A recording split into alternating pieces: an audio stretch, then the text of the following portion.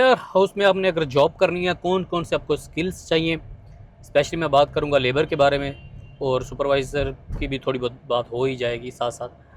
तो चलें अपनी वीडियो स्टार्ट करते हैं और आप लोगों को बताते हैं कि आपने अगर वेयर हाउस में जॉब करनी है, गल्फ़ में, यूरोप में, कहीं भी, तो आपको बेसिक कौन कौन से स्किल्स आने चाहिए, क्योंकि वेयर हाउसिंग एक बहुत बड़ी फील्ड है। यूरोप वगैरह में तो इसकी बहुत बड़ी मांग है, तो इस पर आज बात करते हैं। अस्सलाम वालेकुम guys, this is Zain with उम्मीद आप सब लोग खैरियत से होंगे। तो लास्ट टाइम हमने वीडियो बनाई थी तो तभी मैंने वेयर हाउसिंग का थोड़ा बहुत आपको बताया था।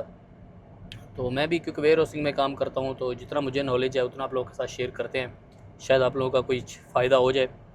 वेयर हाउसिंग एक ऐसी फील्ड है जो कि हर कंपनी को वेयर हाउस रिक्वायर्ड है, ठीक है। जितनी भी बड़ी बड़ी कंपनीज़ हैं, क्योंकि उन्हें अपना मटीरियल स्टोर करना होता है, तो लाजमी वेयर हाउस उनको चाहिए होता है। तो इसलिए वेयर हाउसिंग को अपने हल्के में नहीं लेना, और वेयर हाउसिंग की बहुत बड़ी मार्केट है, बहुत बड़ी बड़ी इनकी जॉब्स हैं। जॉब्स मार्केट काफ़ी अच्छी होती है, गल्फ़ में भी बहुत है, यूरोप में भी बहुत है, आपके अपने कंट्रीज़ में भी बहुत है। तो अगर आपने जाना है यूरोप वगैरह, गल्फ़ जाना है जॉब के लिए, तो वेयर हाउसिंग आपके लिए एक अच्छी ऑप्शन हो सकती है। अच्छा, वेयर हाउसिंग के लिए अगर आपने लेबर का काम करना है, आपको फ़िज़िकली बहुत ही स्ट्रॉन्ग होना पड़ेगा।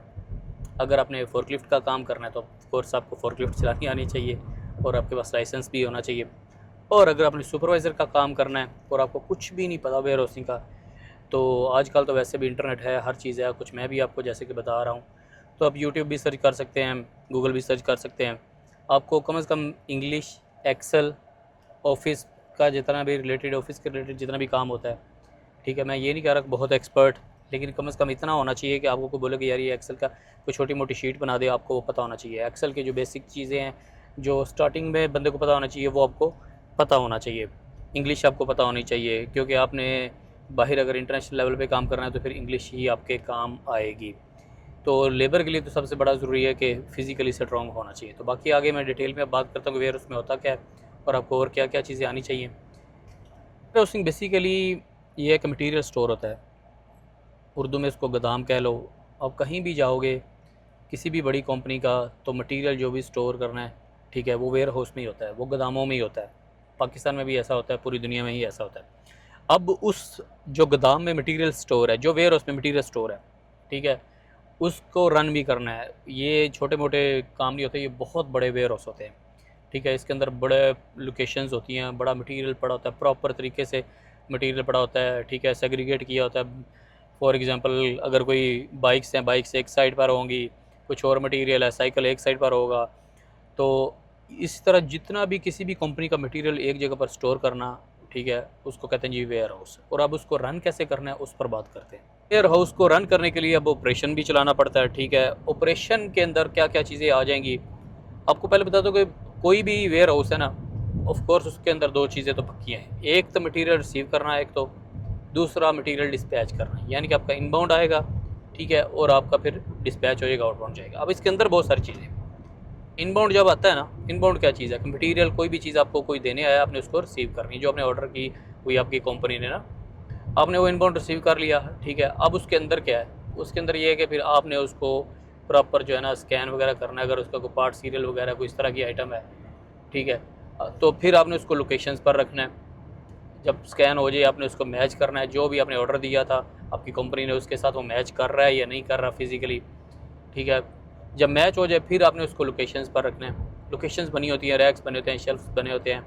तो आप लोकेशंस पर क्यों रखना है कि जब भी कोई ऑर्डर आएगा, तो आपके पास इतना टाइम नहीं होगा, इतने बड़े वेयर हाउस में आप कैसे ढूंढोगे। सिस्टम के अंदर आपने उसको रिसीव करना है, ठीक है। सिस्टम कौन सा यूज़ है, उसको बोलता है WMS, warehouse management system. वो कोई भी हो सकता है, उसके अंदर आगे सॉफ्टवेयर कोई भी हो सकता है।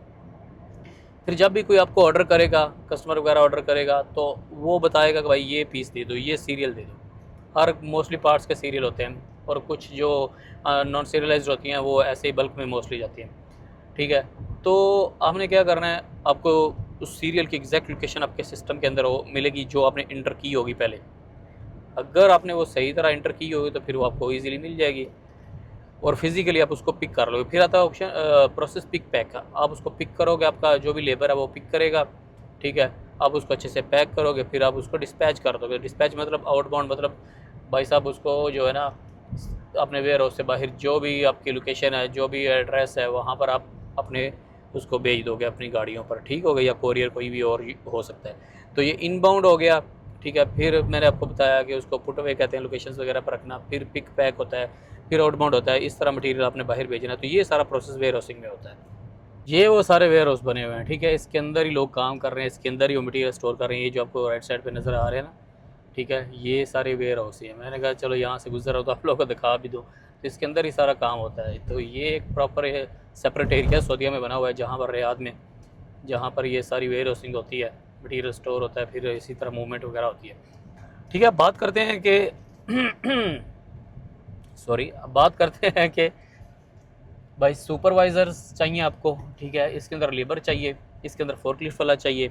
सुपरवाइज़र्स का रोल क्या होगा, या कोई टीम लीड वगैरह का जिसको कुछ भी नहीं पता, फिर कोऑर्डिनेटर वगैरह जो छोटे लेवल के होते हैं, ठीक है, तो उनका रोल क्या होगा। पहले तो सुपरवाइज़र की बात करते हैं हम ना।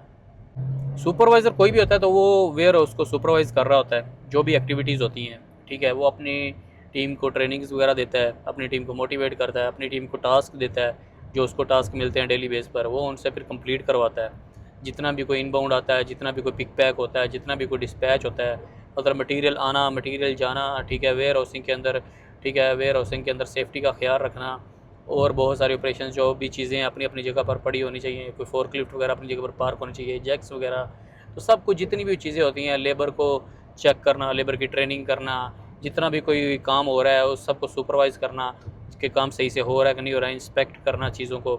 तो ये सारा काम भाई साहब सुपरवाइज़र का है। सुपरवाइज़र ने सुपरवाइज़ करना है, ठीक है। उसने मेन जो भी आपकी शीट्स वगैरह हैं, जो भी रिपोर्टिंग वगैरह है, वो उसने करनी है, ठीक है। जो भी है उसने अपने मैनेजर को रिपोर्टिंग करनी है, वो सुपरवाइज़र ने करनी है। आपका काम, अगर कोई लेबर वगैरह है तो आपका काम मोस्टली फिजिकल होगा, तो आपका काम बिल्कुल अलग है। लेबर की बात करें तो लेबर के लिए क्या काम है। लेबर को तो सबसे पहले, जैसे कि मैंने कहा, कि हार्ड वर्क होना पड़ेगा, ठीक है। उसको फिज़िकली स्ट्रॉन्ग होना पड़ेगा, उसको मेंटली भी स्ट्रॉन्ग होना पड़ेगा। अब ये है कि वेयर हाउस में तकरीबन 8 घंटे जॉब्स होती हैं, कई दफ़ा 12 घंटे भी होती हैं। फिर फिज़िकली आपको बहुत ज़्यादा स्ट्रॉन्ग होना चाहिए। तो ये नहीं कि रेस्ट नहीं मिलता, रेस्ट भी मिलता है, लेकिन कोई ई कॉमर्स वगैरह वहाँ पर फिर काफ़ी अच्छे काम होते हैं। अब आपका काम क्या है, आपको पढ़ना लिखना आना चाहिए, कि जब भी कोई आपको कोई पिक लिस्ट दे तो आपको पता हो कि भाई ये लोकेशन है, ये सीरियल नंबर है। कई दफ़ा तो वो पीडीएफ वगैरह से भी करते हैं, ठीक है। तो मोस्टली जो अच्छे वेयर होते हैं वो उसी से पिक करते हैं, लेकिन फिर भी आपको पढ़ा लिखा होना पड़ेगा। आपको पार्ट सीरियल पढ़ना आना चाहिए, आपको लोकेशंस पढ़नी आनी चाहिए, कि ये ना हो कि आप रॉन्ग पिक करो और रॉन्ग डिस्पैच कर दो, फिर बहुत बड़ा मसला बन जाएगा। तो आपकी जो बेसिक रिक्वायरमेंट है कि आपने फिजिकली स्ट्रॉन्ग होना है, और आपको भाई सब पढ़ना लिखना आना चाहिए, जैसे जिसके अंदर गिनती आ जाती है, जिसके अंदर इंग्लिश आ जाती है, सीरियल नंबर वगैरह इसी तरह स्टार्ट होते हैं, लाइक EA19 ऐसे करके ना, कुछ भी हो सकता है। तो ये आपको पढ़ना लिखना आना चाहिए, और लोकेशंस वगैरह आपको पता होना चाहिए। और कब पता होगी, जब आप पढ़े लिखे होंगे, तो लोकेशन ऊपर लिखी होगी, रैक्स के ऊपर भी लोकेशन लिखी होगी, आप उधर जाके शेल्फ रैक्स उधर के अंदर से आप जो भी आप पिक कर लोगे।